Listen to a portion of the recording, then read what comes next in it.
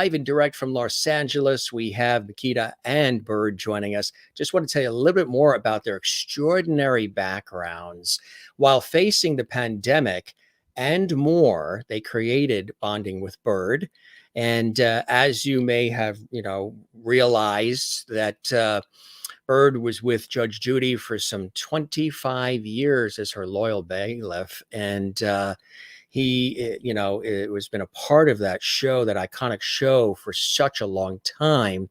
And he also had a guest starring role on, I know a lot of you guys like the soap operas. Did you see him when he was on The Bold and the Beautiful? Absolutely. And also, in addition, his Emmy-nominated or his Emmy-winning wife, Makita, she was a producer for all that time on that show. And during this time, they had discovered back in March a mass on her brain, and she was diagnosed with a tumor.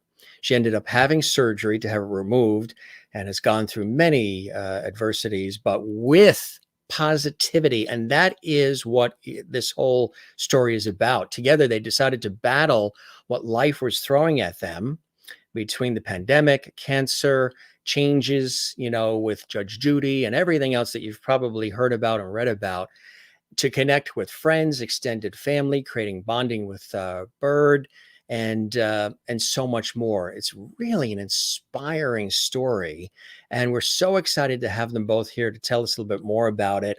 Again, they are veterans in the industry.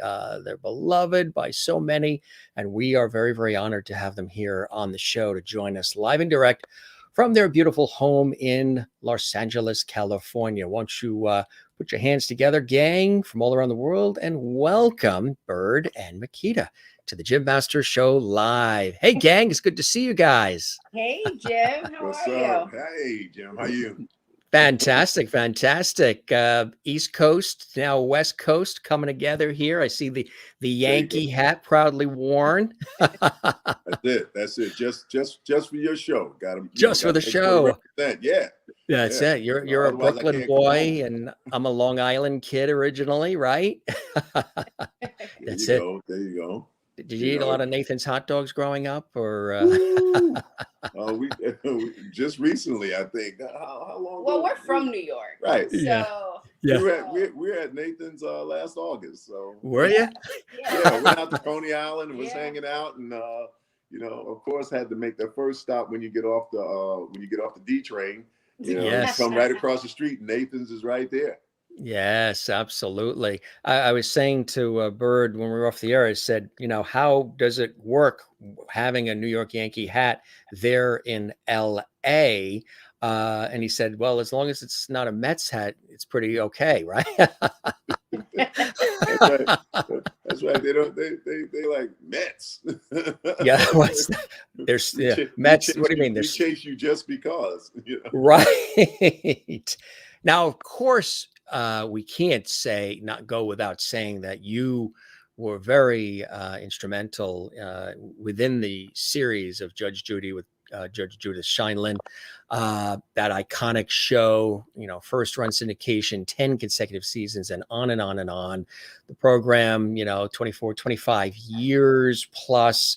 But you have been in law for a long time. You received your Bachelor of Science degree in criminal justice from John Jay College of Criminal Justice in '89. And you worked as a court officer in the Brooklyn Family Court System. And then you were transferred to the Manhattan Family Court System, where you worked on a rotating basis with all the judges. How did having that experience really set you up for having an opportunity to be a part of such an iconic series as Judge Judy? Byrd. First of all, let me compliment the big brain on Jim, okay? Because he's been doing his homework. You mentioned stuff I had almost forgotten about. Wait a minute, I graduated? What the hell? That's it. But to answer your question, being a court officer or a bailiff is sort of a specialized talent. You have to be able to stay awake and pretend that you were listening for the most part. But you know, our basic job is to keep order in the court, to make sure that the judges have whatever they need, and that everybody's secure. You know, that's what I did for 5 years, between Brooklyn Family Court and Manhattan Family Court. So therefore, yeah, it did prepare me for doing something further in regards to law enforcement.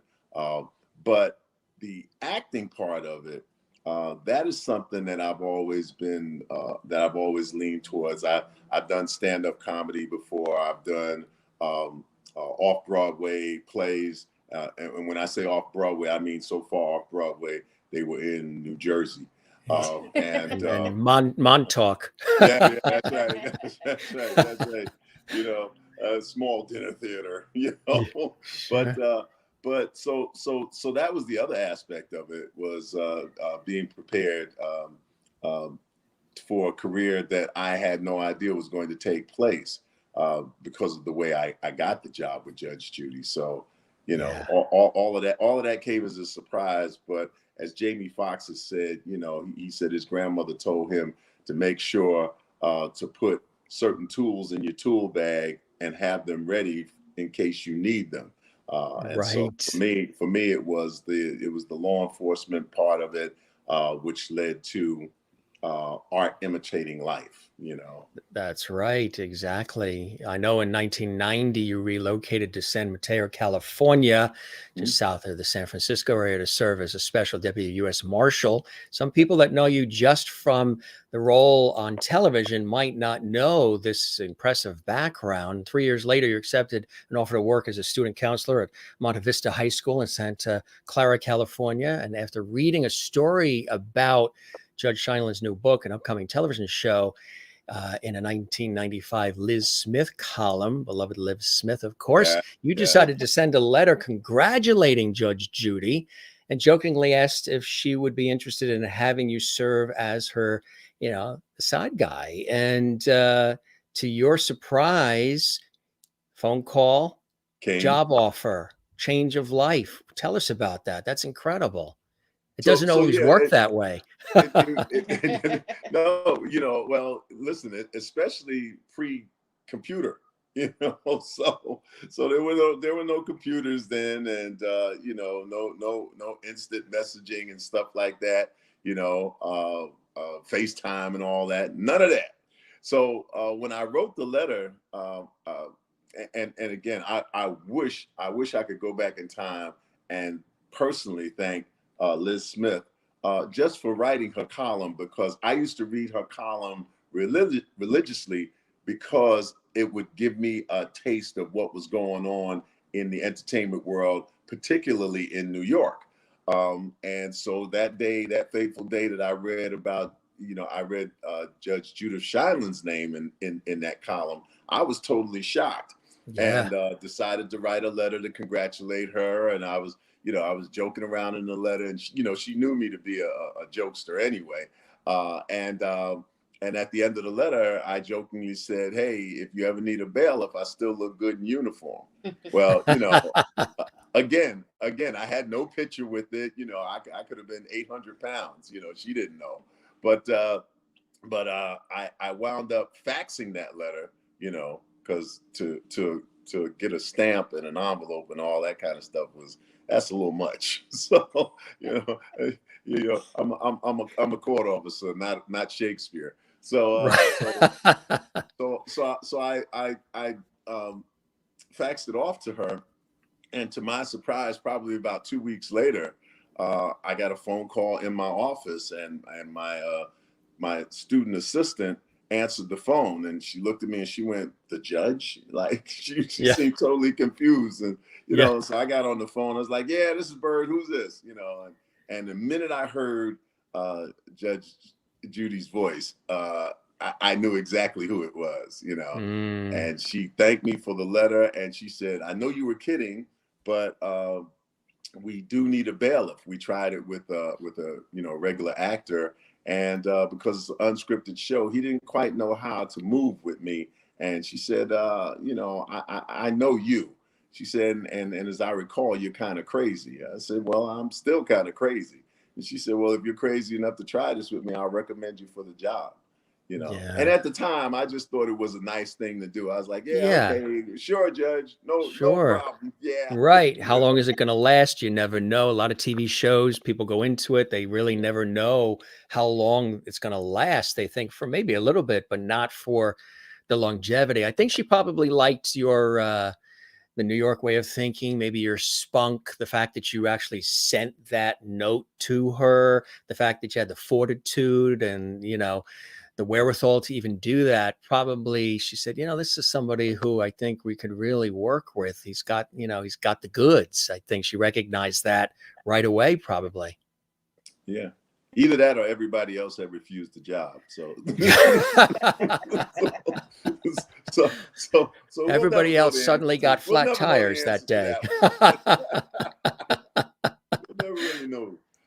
Yeah, it's so, and then the rest, of course, you know, history. A couple of folks asking, Maureen's watching in Arizona. She says, how did people get chosen to be in the court? So how did, I guess, the litigants, how are they chosen? And then the audience too, how did they get to be in the audience? How did that all work? Okay, well, I can tell you about the audience part of it. And I can tell you about the litigants. So we had for 25 years a paid audience. Okay, the audience, most of the audience, and if people watch the show over and over and over again, you'll see the same people sitting in the audience. You know, so like we would tape every other week for 2 or 3 days, depending on the schedule, and those people, there would be audience coordinators, and that's what they would do. They would gather audience, and the audience would go from show to show to show. So they would be on game shows one day, Yeah. they would be on our show another day, they would be on another court show still another day, you know, and that's how they made their money in between acting gigs. Yeah. And then the only other people, what's amazing is that I have so many friends who've seen themselves on multiple episodes of Judge Judy, because we would do 10 cases a day. And so you would sit in for those 10 cases, which means that you would be seeing, you know, that year, let's say, you would be seen maybe 10 times on different cases, having sat through those cases. But and we've had some famous people in there. We've had Amy Schumer, who was in the audience at one point, Shaka Khan, Jim Harbaugh, who was at the time the coach of the San Francisco 49ers. At one point, Steven Spielberg was sitting in our audience. Was in there. He was sitting in our audience, you know. So that's the other thing. We would invite friends of ours, family. I would invite Southwest Airlines flight attendants. You know, come on in. I have to honestly say that I probably held the record for the most guests coming and sitting in our audience, because no matter who it was, you know, they would go, hey, can we come down and see you? I'm sure you can. Sure. Right. You two people go and sit out. They're going to be sitting in your place, and don't worry about it. You'll get paid. But you know, today, these people will be sitting in your place. Exactly. And so that's how the audience got there. Comes in. Yeah, now she can tell you about the litigants. And now over to the Emmy-winning producer, who can tell us about the litigants. Tell us how you do that, honey. So actually, it's really simple. Like, we have researchers that go to all different courts around the country. So they know what we're looking for, and we like shift through them, I guess. And we sift. Sorry. That's okay. That's a word you don't want to foul up on the air. Yeah, he talks my language. But yeah, like we would pick them according to what we wanted, and then call them and see if they were interested. And honestly, some of them were interested, but 95% of the defendants were interested because, first of all, you get paid, and then you Yeah. can't sue the person again, and it doesn't Right. go on your credit report. So Right. so all those were perks for the show. And some plaintiffs wanted to just put it to the defendant, and it's just about principle. And others wanted just their money. So Mhm. you know, they were in the same position as if they were going to court. Mm, that's really fascinating. Really, really interesting. Yeah.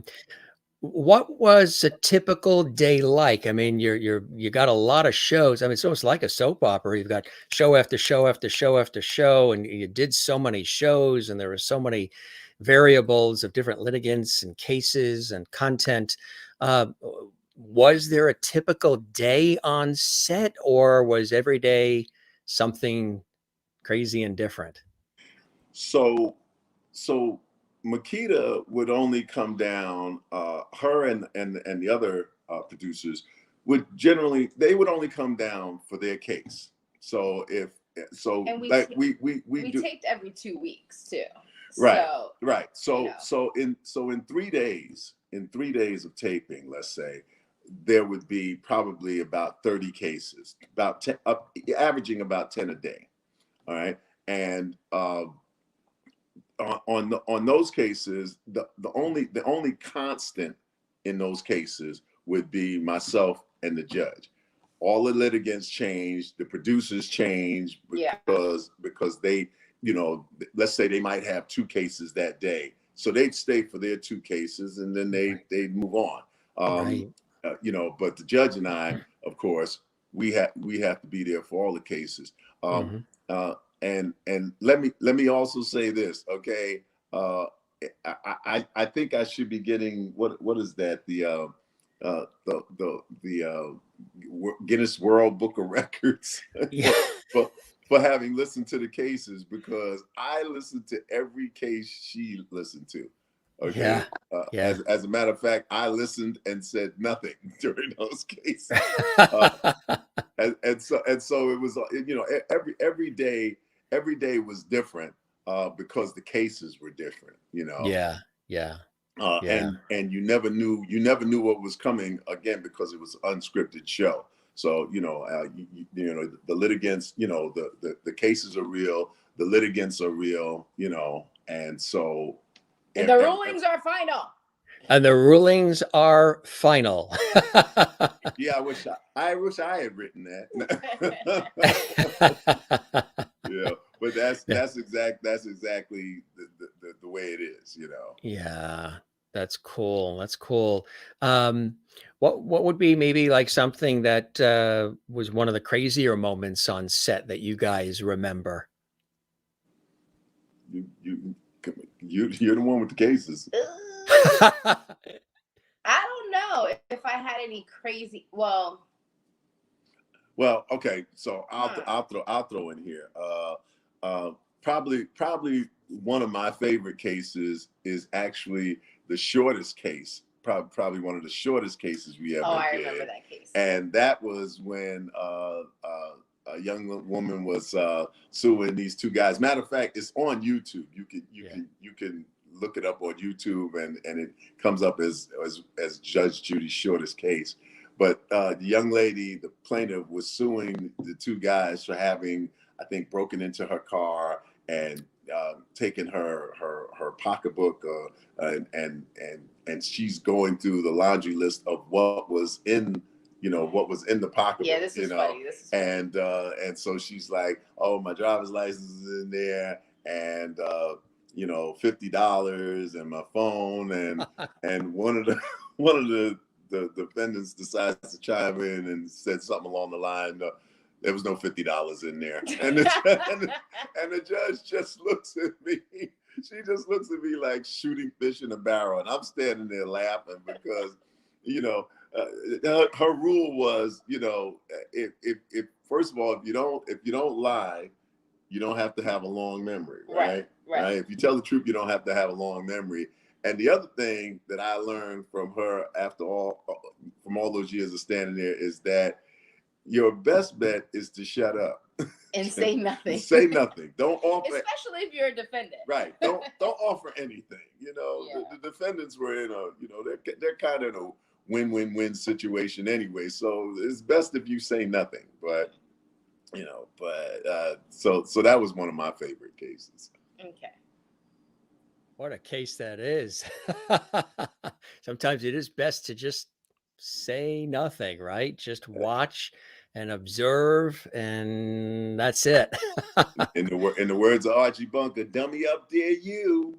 There are times in watching the series, I know even from myself, you know, working in television, where I would see you there and I'm like, oh my God, this is one of the moments where I wish I had ESP. I would love to know what he's thinking as he's watching this craziness go on in front of him. Some of the stories, some of the cases, just some of the actions and reactions. And you had to be very stoic and make sure that everything was under control and nobody got too crazy. But inside, what you probably were thinking as you were watching and quietly observing must have been something else. Yeah. But well, according to Judge Judy, most of the time it was a 6-letter word for interruption. You know, so you know, one of the things I did, and it's funny. I don't think I'm exposing too much for the bailiffs around the country, but most of the bailiffs are trying to stay awake because these trials can get to be long and arduous and you know and repetitive in terms of the testimony and everything, and so they're trying to stay awake and trying to keep your brain alert while at the same time being disjointed from the case, you know. Yeah. So we'll do crossword puzzles. I had a friend that used to doodle. He could draw really well, you know. Yeah. And so he would sit there and he would draw litigants and who were up on the stand testifying, or he might doodle a little picture of the judge and stuff like that. I found myself doing all those things during the 25 years that I was there. Or taking care of your bills. Yeah, taking care of my bills, writing the next major script. Script. Yeah. About a TV bailiff who becomes an Oscar-winning actor. You know? Yeah, it sounds pretty good to me, I tell you. So again, you guys with the show for all these years, and then the judge decided not to continue that particular series in that form after all of these years, and then create something new and something, I guess, a little different, huh? Yeah, that was you put it about as simple as it is. She decided that she wanted a new look for it, and so that was everything from her hairstyle to the robe that she wears to including her granddaughter in it and putting a court reporter in. I still haven't figured that one out.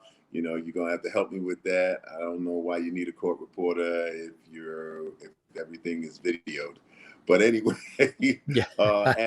and she went with a different bailiff, So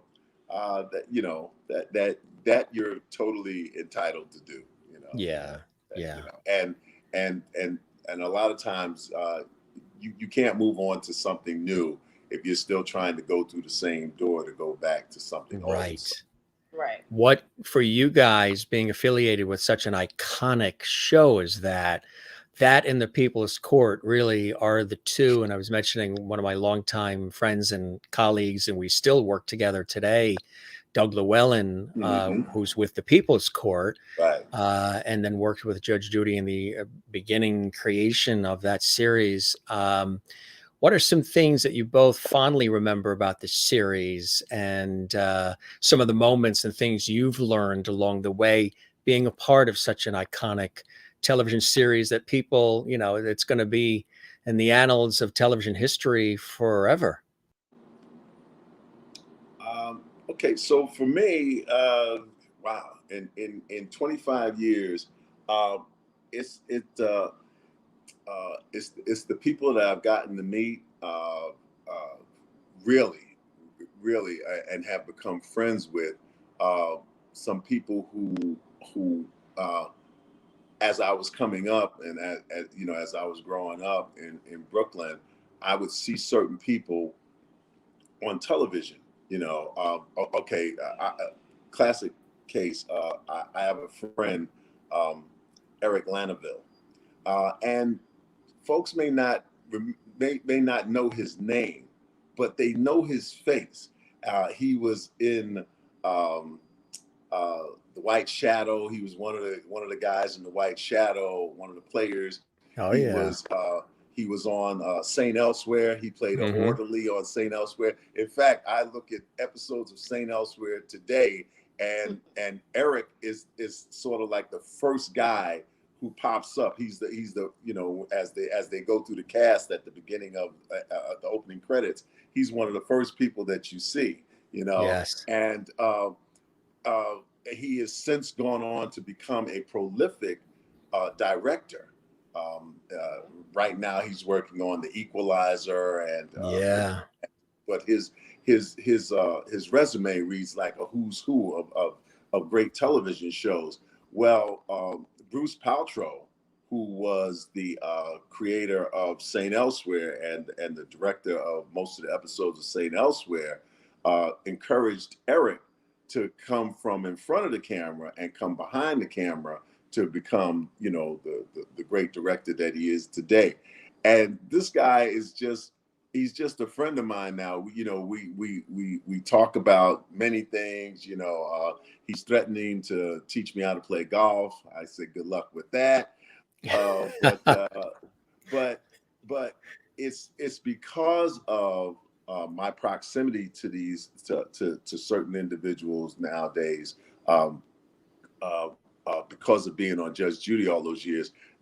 My wife always laughs because I'm so busy, like in awe of these people and their accomplishments and their talents. And they're in awe of him. And awe of him. Isn't it amazing how that works? Meanwhile, they're going, Byrd, my mother loves you. Can we call her right now? It's like, yeah, Right. let's call her. Let's go by and see her. That's it. So that's one aspect of it, and different things that I've gotten to do in the industry. A few guest appearances in other television shows, some voiceover work,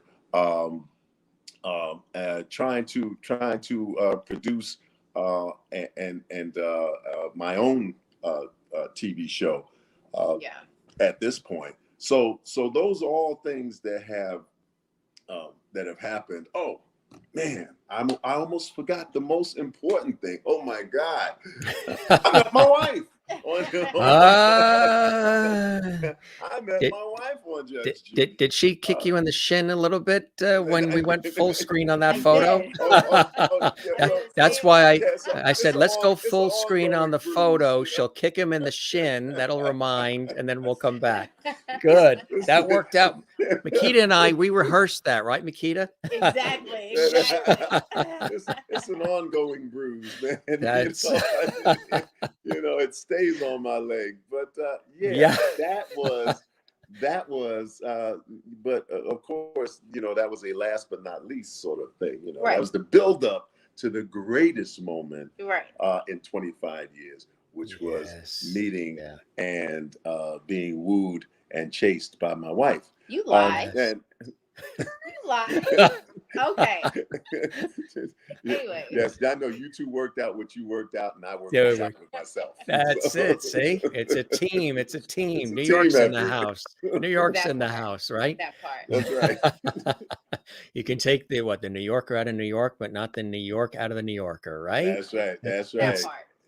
That's so true. And that's I'm Brooklyn. She's I'm Queens. Queens. Queens, yes. So Kings County found his queen, in Queens. In Well, Queens, actually found yes. it in L.A., but that's all. And you've been very open about the cancer situation Mhm. as well, and I think that's very beautiful when people do that, Gita, because you never know who else is hearing the story and who else is being impacted and inspired, and empathy and inspiration is needed now more than ever. How are you feeling? How are you doing? And tell us about, some of that journey as well. Okay, so 2021 was a really tough year. I say for everybody else besides me. But I took my last chemo round on December 29th. Yay, me! And Awesome. Fantastic. and I get an MRI on Monday. So we're praying that this cancer is gone. I'm already going to claim it. But Yes. yes, Yes. I found out that I had a brain tumor because I had my very first seizure. So that was March 8th. And I was rushed to the hospital. Long story short, I found out I had a brain tumor. And then I got surgery on April 16th, the very next day after we wrapped the show. And like the signs and everything is there. You know what I'm saying? Like if this show is not long enough for me to explain everything that happened, but it's very motivating, and I just know that God is with me. But I went through, like, I was in the hospital for like a month, and I found out that it was stage 3 brain cancer. And I did radiation for 6 weeks, chemo for 6 weeks, did 6 months of chemo for 5 days, each month, yes. And now we're at the finish line. So, cancer ain't got the cancer's not a death sentence, okay? That's beautiful. That's beautiful. Absolutely. And, fingers and toes crossed from me and all the lovities watching here as well. And, and isn't that great how that happened? The lovities. And out of all of this, you guys created your own scenario and doing fun stuff together and sort of telling your Yeah. journey as well. And congratulations on that. Tell us about Meet the Byrds, bonding and Meet the Byrds and all the fun things you guys are doing. So the Meet the Byrds was actually a segment that we originally did, and but that was the one that we put on Instagram, right? Yes. No, that was on YouTube. I'm sorry, This was the YouTube. Yeah. We started the show. It's actually called Bonding with Byrd. Bonding with the Byrds, right? Yes, and we started the show in 2020, and it like we were just having fun in the house, being quarantined together, and then we went on Instagram and we wanted to talk to other people, and then we went to YouTube. So like that's how it trickled down. But yeah, like we just have so much fun together, and then also there's a huge age difference between us. I don't know if you could tell, but he's 27 slightly years older. He's 27 years older than me, so it's like a May-December romance. Just doesn't show because she doesn't grow facial hair. But Good job. I did grow facial hair. It's actually 90. Yeah, like we just on our show we talk about hot topics. We have special guests.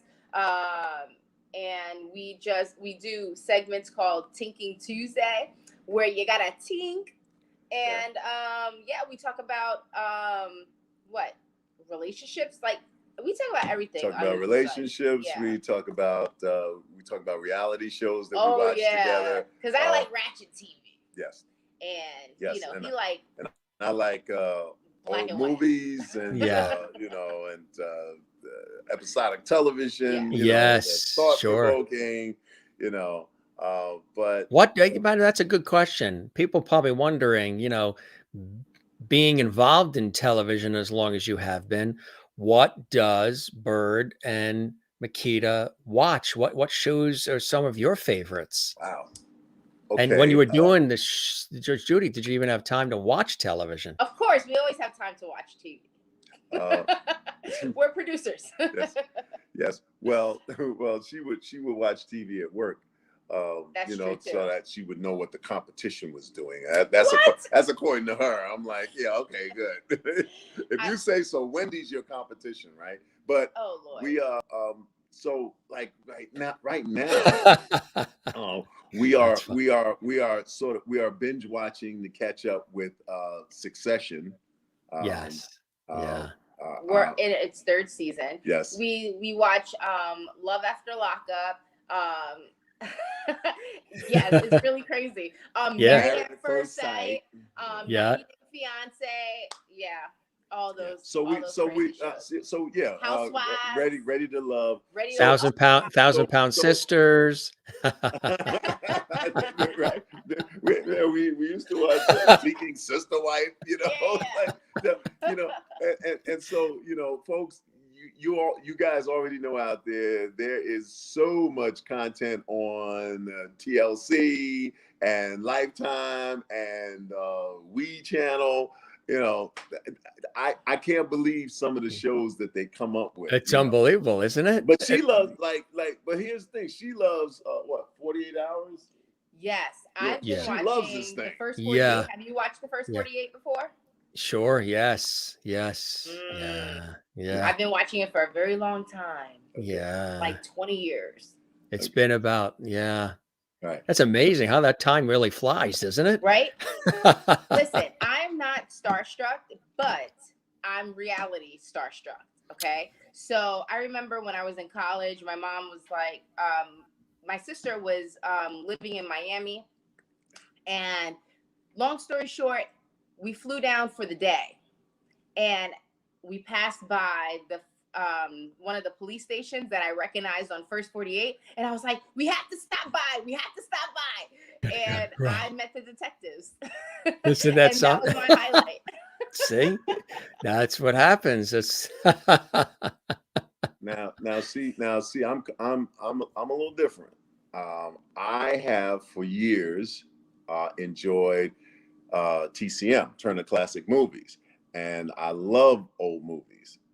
You know, my wife doesn't understand why they made movies in black and white, and I went because we didn't. Yeah, because we officially didn't get color in the world until about 1980.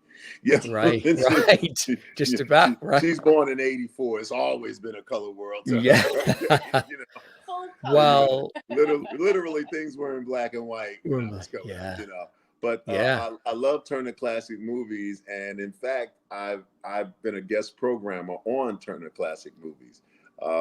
And before he passed away, Robert Osborne, who was the major fixture on that program, we developed a great friendship before he passed, and he was just a wonderful guy, and they continue a great tradition of showing you know classics and neoclassic movies. So you know, so when she falls asleep, you know, I'll sit there and watch the Ratchet TV until she falls watch asleep. the and other. As soon as she goes, it's like, let me see what's on Turner Classic Movies. Right. You know, let me watch an old classic, favorite of mine. Well, that brings the other day.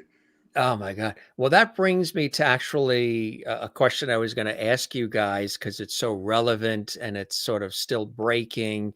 And that is, of course, the loss of iconic Sidney Poitier. Oh my God. Do you guys have any feeling or any thoughts on this elegant, graceful, extraordinary gentleman?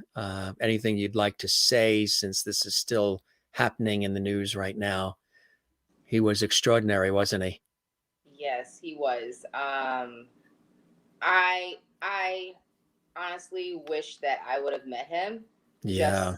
Just because my husband talks about him so much. And he never got a chance to meet him. So I'm sad that he actually passed away. And he was a great actor. Unbelievable. Yeah. And class, grace, dignity, wit. Oh my gosh. All resilience. How about you, Bird?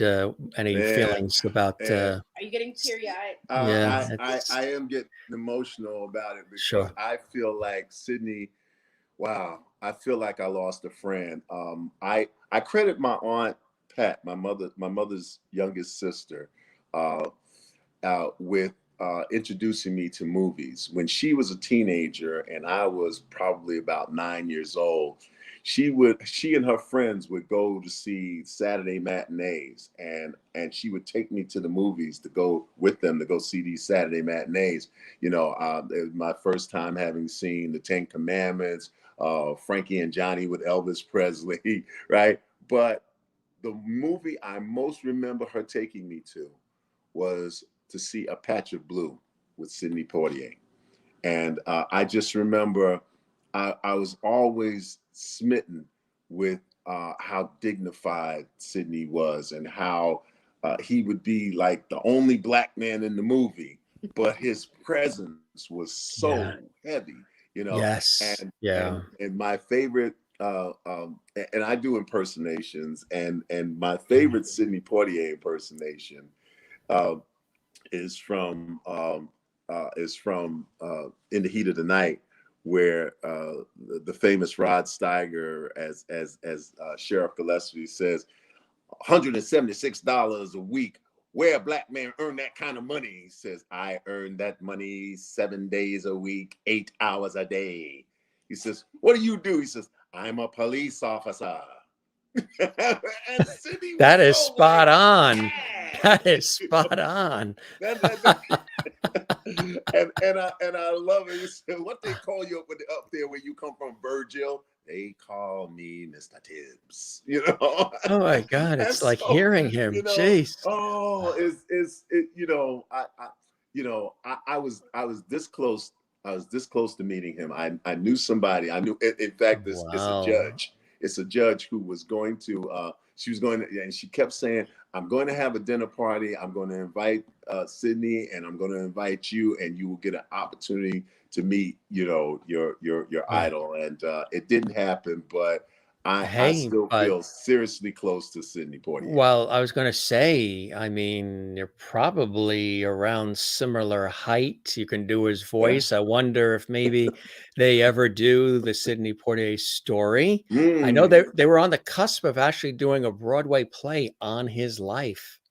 That was actually in the man, works. It may still be, what but what a fantastic, you know, I read his book, and where he explains that for the longest time while he was on Cat Island, where he was born in the Caribbean, um, he never saw a mirror, so he there was never a consciousness about him being black, you know. And it wasn't until he went to Nassau, he went on a trip to Nassau one time, and he was walking past a plate glass window of a store, and that's when he looked and he saw himself literally for the first time, and realized that he was different.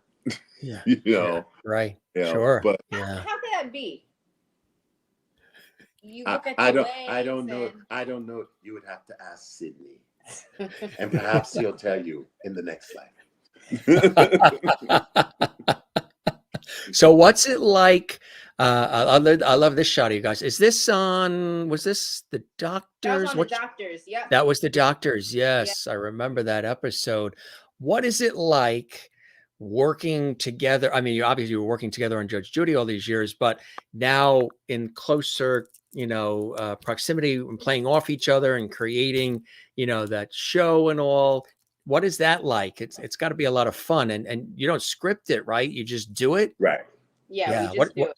what is it like, and how are I'll you start. inspired Yeah. just by what I'll goes go on during first. the day? So honestly, I don't get sick of him. Okay. This is like we're friends. Do you know what I'm saying? So honestly, like every moment, I'm just like, this is my buddy, you know. So I really don't get sick of him. And we have chemistry. So it like we have different viewpoints, but we never That's beautiful. we never Yeah. argue, right? They're Right. just strong debates. Yeah. Do you know Right. what I'm saying? And we know the Yes. difference. And I don't even think we've even had a real argument in a very long time. I don't even think we even really had an argument. I don't know, but yeah, but this is my friend here. See, that's beautiful. Yeah, absolutely. Uh, Yep, I love that shot. I concur. I concur because happy wife, happy. You know, Yes. Oh man, that is first of all yeah, and that is one of my favorite pictures because it epitomizes who we are. You know, I don't care whether we're driving somewhere. You know, my kids live in Sacramento, which is over a 5-hour drive from where we live. Not only does my wife stay awake and entertain during that time, you know, but she also drives. You know, and so, you know, I love that about her. I love that, you know, she's my road dog. She, you know, if we're flying somewhere, it could be, you know, it could be a last minute decision to fly somewhere, you know, and not any place exotic, but just. So, there we are. There we are, Marilyn Mayon. Yeah. Oh, we love her. Oh, yes. We had such a ball with her and her staff, and you know, we started a great friendship. We stay in contact. But but that's, you know, Jim, that's it. She's my best friend, and she's that best friend because, you know, she gives as good as she gets. You know, when I'm capping on her, or I'm teasing her about something, she comes right back. You know, okay, I have to tell this one. Real quick. So when we first started seeing each other, she was down here in Southern California. She was still living down here in Southern California. I had to go up to Sacramento, and I was helping my daughter move. Oh my God. And so Makita calls me, and so she says, "So what are you doing?" I said, "Well, you know, we got the truck and everything like that, and we're loading all this stuff up, and it looks like it's gonna take a while, but you know, I gotta go because I gotta help them load up the truck." She says, "Listen, you got to watch your back." No. She said, "Why didn't you hire somebody to move the stuff?" I said, "Yo, I'm from Brooklyn. We don't hire somebody to move the stuff. We move it ourselves." You know, and I had the big attitude and everything like that. Keep it moving, folks. Yeah, she goes, "Listen, old man, you ain't Superman and you ain't Thor. You Robin." Which was her loving way of telling me not to throw out my back. But I was like, Robin? All this heavy furniture, like in your mind you could do it, but like, what if you threw out your back? Like, just pay a mover. Well, I'll throw out my back when I'm finished with it. You know, you know what she's doing? She's loving on you. She's caring for you, making sure that you're happy and healthy, huh? That was the whole point. That was the whole point. Don't mistake it for anything else. Here at the Jim Master Show, we call that lovity. That's right. That's called lovity. And what do you call the gang? The lovity squad. The lovity squad. I'm down with the lovity squad, man. That's I'm it. loving the lovities. Juanita in South Africa says, "LOL, you go, Robin." Thanks, Juanita. Kathleen in New York City, who's from Queens originally, says, "Such a sweet couple." Maureen in Arizona says, "You two seem to really enjoy each other. You're one of the coolest couples on the planet." Joan sends you some love. Makita, God bless you. Makita sending you best wishes. Sherry Larson in Kansas, "You two are a hoot." She's watching your back literally. Yes, she is. Literally. Yeah, there it is. Matter of fact, I like his sweater. I like the color. That's just nice. I'm a sweater guy too, and that's a comfy, nice color. Yeah. Thank you. Is that part of the new Byrd line, or? No. My fashion consultant here. You know, she did it. Listen. I'm surprised she doesn't. I'm surprised she doesn't have like the old pics, you know, to show this is what he looked like. This is what he looked like when he started. He didn't even know what to put on, you know. I used to just. But now he dresses himself. I used to just sit on the edge of the bed and wait until she finished getting herself ready, and then I'll be like, "Will you dress me now, please?" That's Actually used to get really well, because upset. all these years, I mean, when you think about it, as far as having to really pick the wardrobe and all that, all you had to do is wear that. Exactly. You know, I So know chicks dig the uniform, you know. Sure do. that's Yeah. It was always easy. No matter what, I'd be in uniform, so it'd be like, okay, fine. You don't have to worry about what you're wearing later on. But then, you know, I got invited to these golf tournaments and you know, different events and Hollywood parties and stuff. And she was like, "Hey, if you're gonna be on the red carpet, you better look like somebody. Don't shame me out there." she's got You your know, back. That's it. It's that's all right. That's right. it is a real team. I want to mention too, comedian, stand-up, actor, films, television commercials, also voiceover for radio, television, and even video games too, huh, Byrd? Yeah. Some people Oh, might yeah. not know that you did all that too. Yeah. It was, you know, I slipped them in. I slipped them in under Yeah. the wire, you know. But I especially love doing voiceover work. You know, Voiceover is because great. that Yeah. is, you know, I recently did a book for a friend of mine. He's a jazz musician, Oh, and cool. he wrote a book and called Jack Smith. And I can only tell you that I told him, I said, people are going to have trouble trying to find this book based on the spelling of Jack Smith, but it was my first opportunity to actually do a book, do the audio book for Yeah. Like somebody, and audio narration. Yeah. yeah, Huh? it was wonderful. And And the funny backstory is that he had two people in mind that he was thinking of. One a pretty famous comedian, and the other one a good friend of his who was a musician in Las Vegas. And he called me up and said, "Hey, listen, I want you to listen to these two guys. I want you to listen to their audition and tell me which one you think is better." And so I listened to both of them, and I called them back and I said, "Well, I think the comedian is better. I think he has better comic timing." I said, "But I like the voice of your friend." I said, "But there's a third guy that I think will do better than either one of them."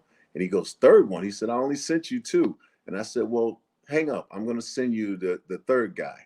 And I sent him an audio of me. I sent him an MP3 of me reading it.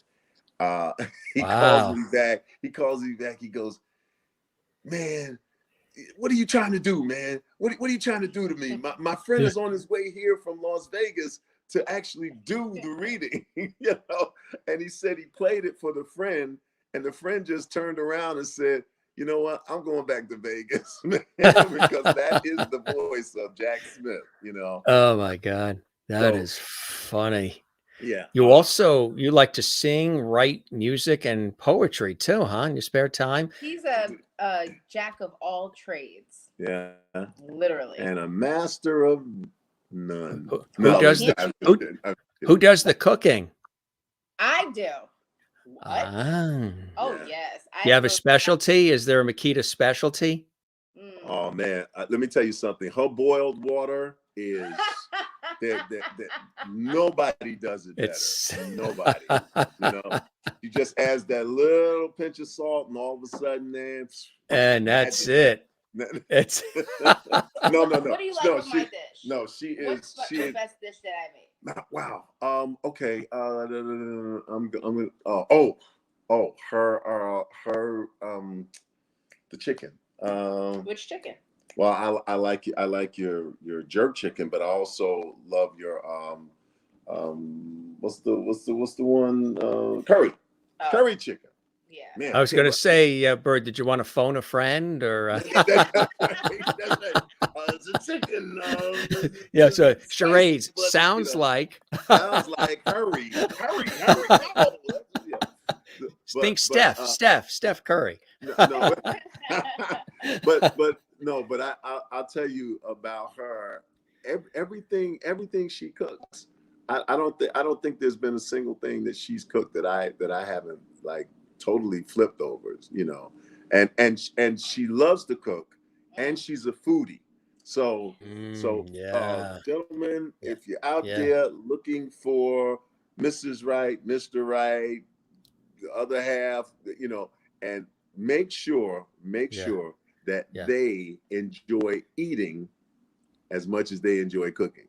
If you get that combination, you'll be a happy camper. I promise. Well, I still believe, I know a lot of things have changed, but I still stand by that a way to a man's heart is through his stomach. Listen. Right. The only thing I can't or make, the aorta right here. Or the shin. That's right. the only thing I can't make is sushi. And I am trying to make that because, you know, during COVID and the pandemic, when we were quarantined, like the restaurants were not, you know, we couldn't go to restaurants or anything. So I had to learn how to make the things that I liked ordering. So I definitely love sushi, but I didn't quite get that. Didn't really get into it. Now, does Byrd have a specialty, Makita? Is anything that is, you know? Yes. A lot of people have been baking bread. I mean, he definitely does well with shrimp and grits. Nice. Ooh, that sounds really, really good. That sounds really good. Well, What of course she is forgetting my famous pineapple upside down. Oh, that's rum not fair. That's cake. not fair. That's not fair. He Oh, said that's you very. cook, not Yeah. bake. Okay, well. Wow, that sounds good. Oh my God. I think we're going to change the name to the show to be Dinner at the Byrds. We're coming over there. Book a flight quick. We're going west, Oh my gang. God. Oh No, my he God. makes an amazing pineapple upside down cake. As a matter of fact, you could watch it. We did an episode of him making the pineapple upside down cake on our YouTube. Yeah, you got to show that again. Yeah, like go to our Very YouTube cool. page, Bonding with Byrd. It's all there. That's We cool. come on Tuesday nights. You could come on. We're live Tuesday nights on YouTube at 6 o'clock p.m. Pacific Standard Time and 9 o'clock Eastern Standard Time. Yep. So what have you guys, you know, we've been through a tough time. It's been unusual the last couple of years. And I keep saying, I hope that we rise from the ashes of all this more empathetic, kinder, not divisive, and we all come to the table and just much more empathy, much more kindness, much more collaboration, because everything we've experienced has been extraordinary, and we've had teachable moments through it all. And I keep saying the only people that could have ever scripted what we've collectively and individually gone through in the last 2 years with the pandemic and everything else would be Rod Serling, George Lucas, Steven Spielberg, or Stephen King. Roddenberry. That's right. That group would have thought of pandemics and everything else. What have you guys learned individually, and what have you learned together through it all? Individually, I think I've learned patience. I realized that everything is not, you know, I don't know if you can see my fingers, but everything is not up and go, you know, because I come from New York and everything was just like very quick and easy in my brain. But also, I've learned to keep my circle smaller. I don't need 20 people in my house, just intimate circles of friends and family. And what was the second question? So what have you learned individually? What you learned individually and what we learned and what you think together. Together. Yeah. Okay. Were you finished with yours? Yeah. Okay. Understand something. It's something we come to call chemo brain. Okay, and so when she needs help finishing a thought or whatever the case may be, I get a lot of those. She'll look at me and she'll go, what was I thinking? And I told her, I said, we have ESPN, not ESP. So, right. So and, I don't know where you were going. So in the middle of the thought, I would just it would just go away. So, but and you notice how he slipped that in, pun intended, whatever the case may be. That's right. But and for you, Byrd? So for me, it has been being there, being present, and always being ready to assist.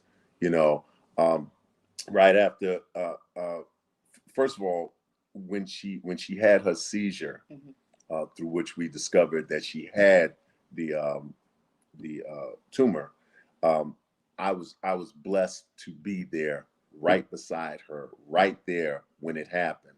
So, thank God she wasn't out driving somewhere. It wasn't a work day where I was down at the studio and she was here at the house by herself. And so right after that happened, the doctor informed us that, she can't drive anymore because you can't take the chance on her driving with the possibility of there being another seizure. And so immediately I took over as her Uber driver, but her loving Uber driver. And it was an honor for me to take her wherever she had to go, to do whatever she had to do. When she had the operation and subsequently had to go through rehab, I was there all the time. I was up there every day that I could be up there. And it's just been an honor for me to take care of my wife, to be of service to her, and to make sure that my best friend is given the best chance of a total and complete recovery. And so in the big picture, that says to me that people need to understand that through the toughest times, through the hardest hardships, if we work together, if we look out for each other and prefer one another and put the other person's need and the other person's comfort at the forefront of our thinking every day, then we see what it's like to truly love, and we're able to show that to other people.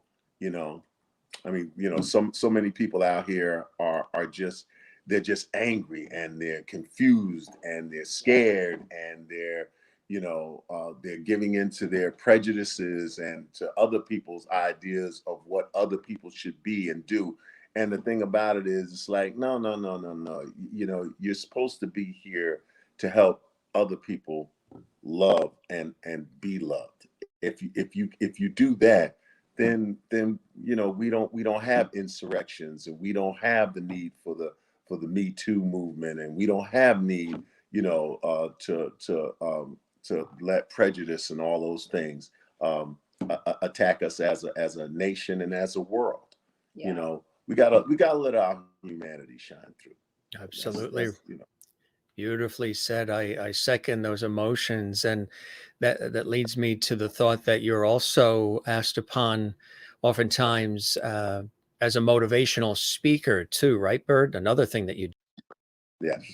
Yes. And I like the fact that you snuck that Smokey Robinson lyric in it. I'll second that emotion. See? Yes, I tell you. I like that. That's it. That's it. I do my homework and I listen. I love it. And I care. And that's the key. I think if you do that, you do your homework, you listen and you care, I think you get through some of the craziness of life, huh? That's absolutely. And that was, ladies and gentlemen, that was Jim Masters making his case. I want to show you some of the feedback coming in. Juanita, South Africa says, wow, well said. Kathleen in New York City, bless you both. Merlin in Canada, bless you too. Stay safe. Sherry You too. Larson in Kansas, that is beautiful. Maureen says, you both are so blessed to have found each other. She just retired as a nurse in Arizona after many years on the front Wow. lines as a nurse, and just retired Thank about you. a week or so ago, huh? I was saying Yes, thank you for your congratulations, service. Maureen. Thank you. Isn't Yes. that great? Jane watching in Sweden says you two belong to the Lovity Squad now. You're one of our Lovity Squad. And We belong Maureen to the Lovity Squad, Lovey. Lovey. how sweet it is. How sweet it is. Byrd, you are such an honorable man. God bless you both many times over. And what I think is cool, as you guys can tell, I do this old school, like an entertainment lifestyle talk show series. I don't even call these interviews. I call these conversations. We get a chance to really kind of like break bread, learn about each other, bring the audience in watching around the world, sort of Dick Cavett style a little bit with a modern vibe, a little bit different than just, interviews. And I think people learn that way. They've learned a lot more about who you both are, and maybe just knowing you from the television side of things, but now learning about the people behind it all. And you're both fabulous. And I hope we get a chance to, whether you're out on the East Coast or I'm on the West Coast on a TV project or something, break bread. That would be fantastic. Yes, we will love that. No, I know. I'd like a slice of that pineapple upside down and her jerk chicken, and I'll bring the wine. That combo, we would never get rid of you. You would be out here permanently on the West Coast. That's it. Anything else before we head out? Because I know we set for a certain amount of time, but it just flowed. We chatted for about an hour and 10 minutes. Wow. It didn't even seem like it, did it? No, we figured 45 minutes. Now about an hour and 10, and it's nobody even wants to go. Everybody's commenting. We're just having a good time here. So, well, I didn't even realize that time had gone by. And Makita, give him his pill. Give him his pill now. That's right. Wait a minute, 6 minutes to Wapner. 6 minutes to Wapner. Yeah, he was already born with the chill pill. We need the other one. Wow. Well, I don't know what to say. I mean, like, if your viewers like us, you can find us on Instagram, Byrd the Bailiff. I'm Makita Bond-007. And then find us on YouTube on Bonding with Byrd. We have like 61 episodes. It's a blast. But you can catch us every Tuesday night, right? Every Tuesday night. 6 p.m. 6 p.m. Pacific Standard Time. Right. And that's when we go live. So South Africa, I have no idea what time it is there right now, but it's a little late, yeah. But go an hour from now on Tuesday, and and that's where you can find us. Yeah. But and in the meantime, everybody just kind of keep an eye out. We have some things that we're working on. You'll know that it's us involved with it, but I'm really trying to get my own show going, and it's a mediation show idea that I think its time has come, and I think that I was at the they told me they don't like me saying this, but I always kind of idealize like the old karate movies and stuff like that. I sat at the feet of the master for 25 years, and I think I've learned Bruce a few Lee things, movies, and and I'm ready,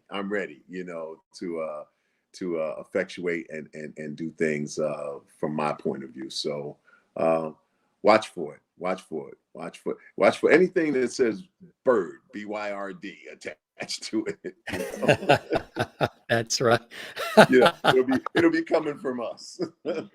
That's right. Everything he does is for the birds. Exactly. That's right. That's all we do. We wing it, you know. So.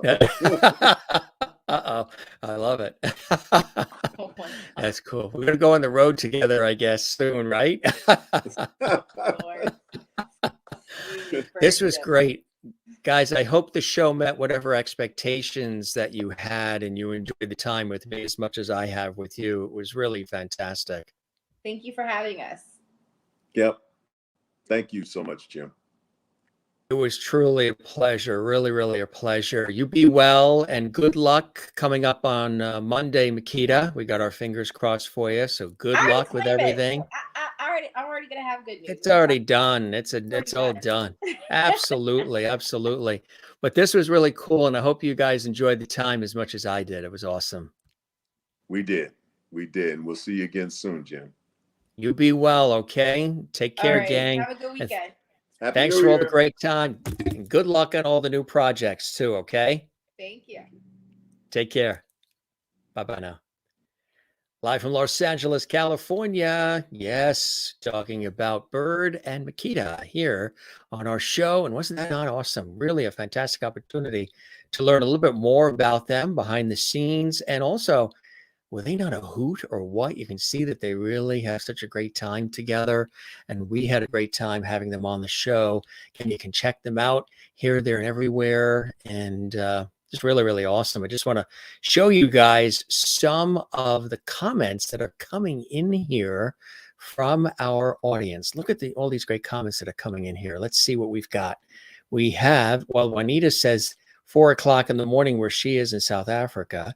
She says, thank you guys for spending time with us. You're lovely, such an inspiration, and sending healing vibes and good luck with all the upcoming projects. Maureen says, Makita and Byrd, stay well. Sending you both tight, lovely hugs. And Kathleen, the Queen's girl, thank you both for being here. Continued blessings to you both. This was great. I agree, gang. Really awesome. And just want to show you a couple of these photos again as we sort of went through them. If you missed anything, gang, and you'd like to see, there's a great shot. Love that one. That's a great shot.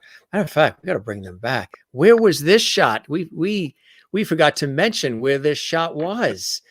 that was Maui. That was Maui, yeah. Oh, yeah. wow. Yeah, cool. We were here today and gone to Maui. Right after out of the hospital. Yeah. That's a cool shot. Yeah, we couldn't show that without saying what it was. Awesome. All right, that's what we call the encore, having you come back as the encore. Again, we rehearsed that too, right? That was all rehearsed. But you know, I'm glad you did that, Jim, because we're supposed to sit down and kind of go over our life together. So it's only been 5 years, but there's been so many things that we've done together, and so much travel together, and so we're just going to sit down and go through. I have most of the pictures, but we're going to go through our stuff. A bottle of wine. Yeah, and just just sit there and entertain ourselves. We're going to put it up on our television, and we're going to watch the Byrds. The Byrds, I love it. Yeah. That's right. That's right. Alfred Hitchcock's The Byrds. Coming up next week on TLC. I can't. Bye. Take care. You guys are the best. Love you. Bye-bye now. Bye. Now that was fun. There was your bonus. There was your encore. So you got a chance to see that photo. We thank the gang for joining us again live and direct from Los Angeles, California. Really, really cool. And this cool shot too. Of course, that's a great shot. And you know that they were together for a long time and built that show that so many of you still love, that you see in the re-airs. Judge Judy, of course. Really, really awesome. Loved having them here on the show. And thanks to Byrd, Petri Hawkins-Byrd and Makita Bond-Byrd for joining us. They're a real hoot. Such nice people. I want to let you know tomorrow we're going to be here in the afternoon. We have an earlier show that is at 2 p.m. Eastern, 11 a.m. Pacific. We have renowned celebrity biographer, award-winning journalist, J. Randy Terabelli. He's going to be with us coming up on Saturday. J. Randy Terabelli is incredible. If you love celebrity biographies, gang, Madonna, the Kennedys, the Hiltons. He's doing one now on the Bush women. He's done them on Beyonce, Michael Jackson, Diana Ross, Marilyn Monroe. Extraordinary. He's with us tomorrow for a very special episode, 2 p.m. Eastern, 11 a.m. Pacific. Jay Randy Taraborelli is going to be with us. And then on Sunday, we've got a special show as well. The Harp Twins are going to be with us, Camille and Kennerly Kitt. They are a powerhouse Nordic Celtic harp duo. They've been on PBS. They're extraordinary. They're going to perform live. Their fan club is super excited that they're coming on the show. And so am I, because they're personal friends of mine. Join us on Sunday live at 3 p.m. Eastern, noon Pacific. Monday, from All My Children, Spin City, South African actress extraordinaire, Esther Terblanche is going to be with us. She is well known in South Africa for a lot of great shows she's been a part of, but also well known here in North America for soap operas and a whole host of other shows that she's been a part of. She's going to be with us coming up on Monday, 7 p.m. Eastern and 4 p.m. Pacific. And there he is. There you know, Byrd from Judge Judy. It was a pleasure having the two of them on the show. Byrd and I said, should I call you Petri? He says, call me Byrd. Everybody knows me as Byrd. So Byrd was with us, and lovely Makita, who was an Emmy-winning producer for all these years on Judge Judy as well. So, and that's where they met. They met behind the scenes on the Judge Judy show. And look what the show delivered. Love, or as we call it, lovity here on the Jim Masters Show Live. Hey, gang, if you love this episode, give it a like. And don't forget to subscribe to our channel, which is Jim Masters TV, where you can see all of these fantastic episodes, some 600 episodes. And Kathleen Walker, thanks so much. We really love this. This is so beautiful for you to do what you did here. And I'm noticing that right now, and I think it is really, really nice. Thank you so much. And what did she do? Look at this. Great show, Jim. Thanks. Good night, all hugs. She did our super chat, super emojis. That really helps support our show. You can do that during the live chat. And we thank you very much, Kathleen, for supporting our show with that contribution there in super chat. That is so beautiful for you to do that. Thanks, Kathleen. And Juanita says, what lovely guests. Another great episode. Thanks, Jim. Thank you as well. And good night, gang. You guys are truly the best. We will be here tomorrow. And we thank all of you for being here on this episode. This is your host, Jim Masters, thanking you for your time. This time till next time, we will be back here again. Don't forget, as we always say, to smile. Don't forget to share the lovity. That's right. And find your Zen place. Mine is the ocean.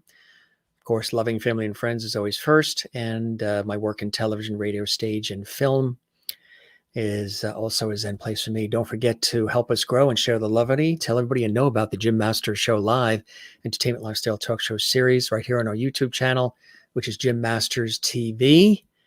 Thanks for joining us, gang. We'll be here tomorrow with an early episode as well. Jane in Sweden says, what great guests tonight, Jim.